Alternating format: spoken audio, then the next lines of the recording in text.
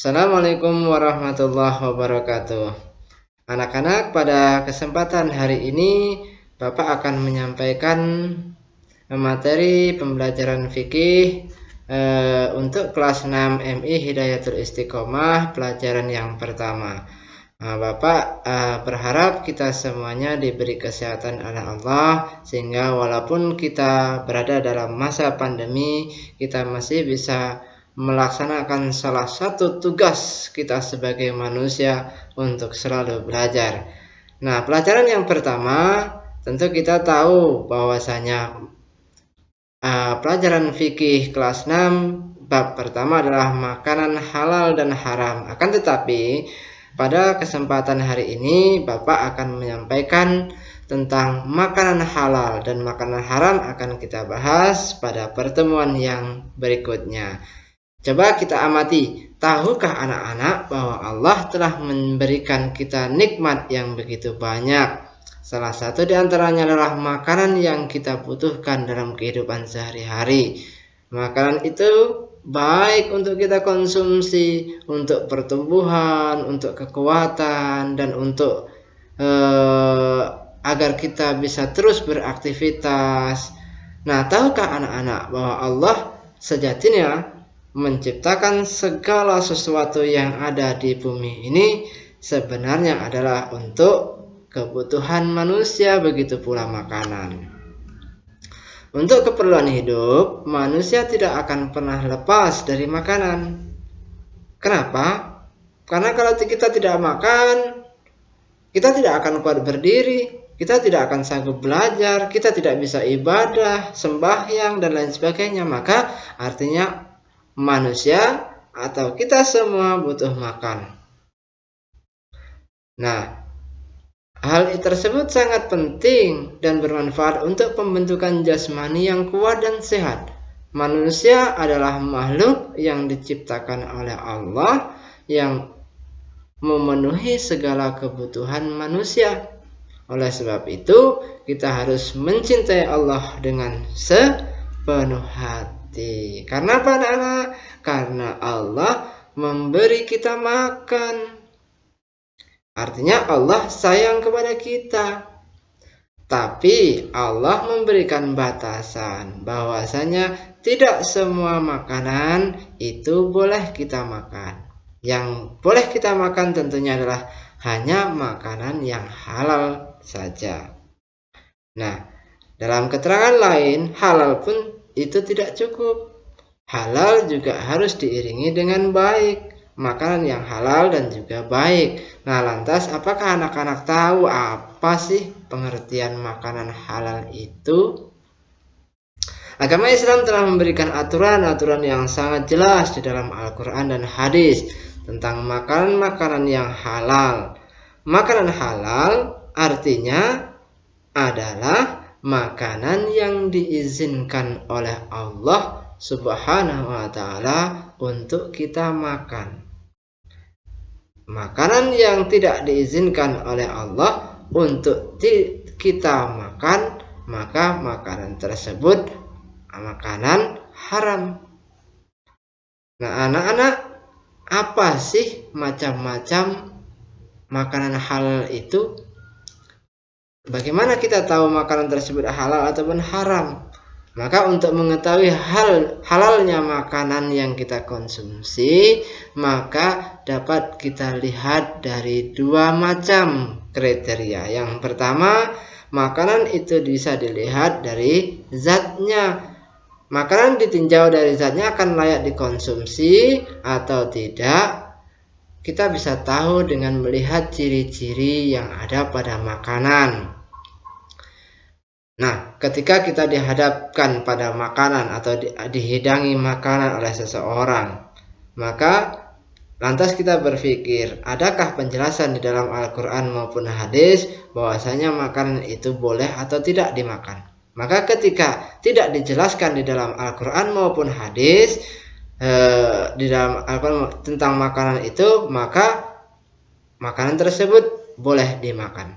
Tetapi ketika jelas keterangan dalam Al-Quran maupun hadis sebenarnya makanan tersebut tidak boleh dimakan, maka hukumnya menjadi tidak boleh dimakan.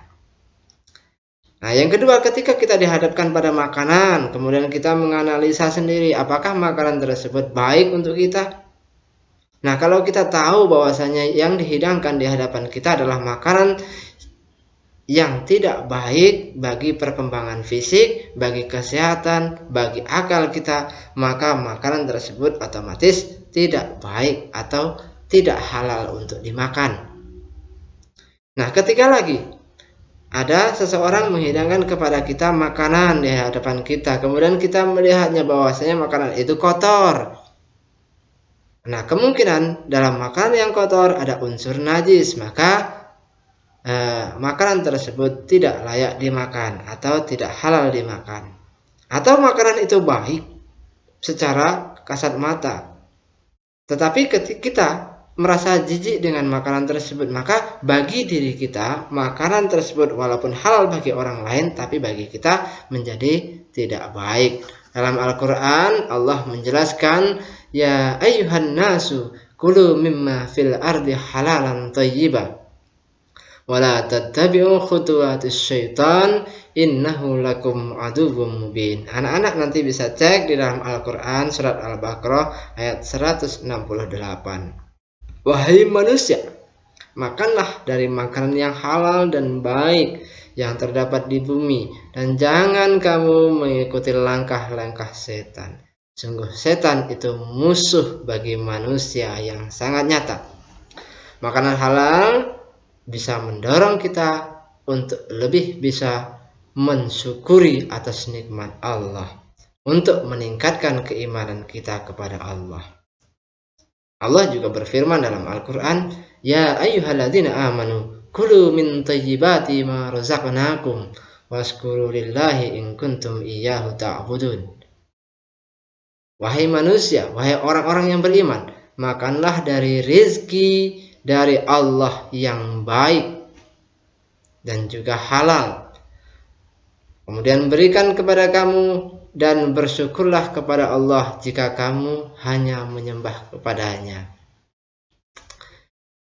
Tadi yang pertama jika dilihat dari segi zatnya, yang kemudian makanan dilihat dari cara memperolehnya.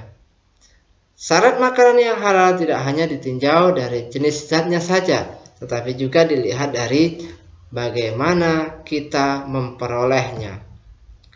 Makanan halal, tetapi ketika kita memperolehnya dengan cara yang tidak baik, maka makanan tersebut menjadi haram.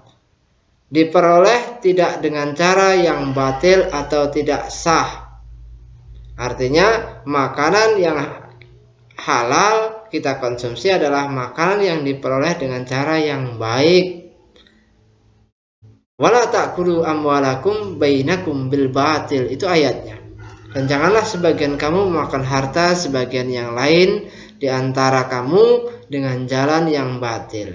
Artinya kita melakukan seperti pencurian, misalnya melihat ayam tetangga main ke rumah lantas kita curi. Ayam itu halal pada hakikatnya, tetapi cara kita memperolehnya dengan mencuri maka menjadi haram bagi kita.